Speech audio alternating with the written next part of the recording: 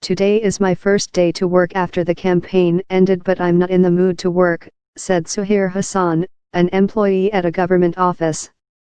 Protesters ended their disobedience campaign late on Tuesday and agreed to hold fresh talks with the ruling generals following mediation led by Ethiopian Prime Minister Abiy Ahmed.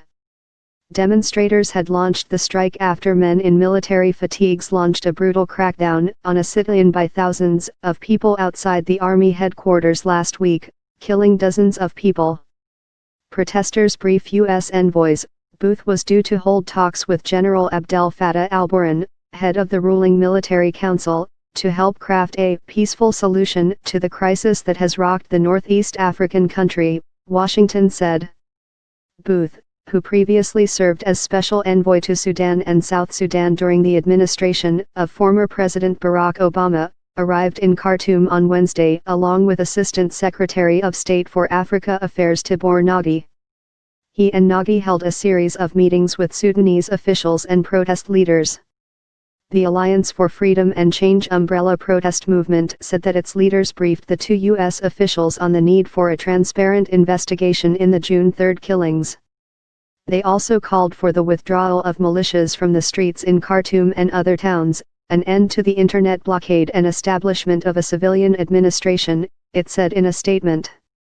Protest leader Madani Abbas Madani told reporters that the U.S. officials told them that Washington backed the Ethiopian mediation to arrive at a solution.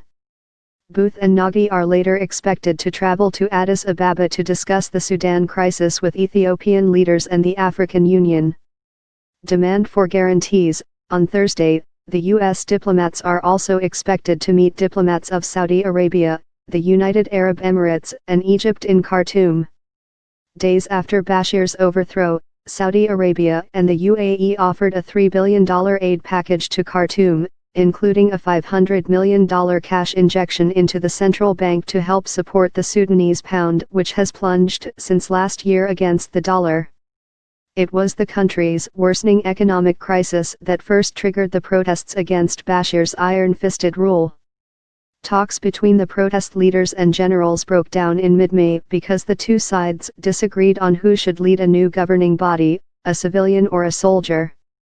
Relations worsened following the crackdown, with protest leaders now insisting that any agreement reached with the generals needs regional and international guarantees for it to be implemented.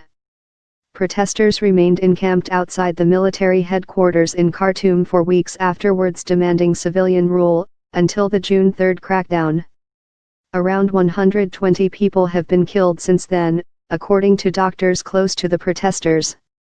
The health ministry has acknowledged 61 people died nationwide.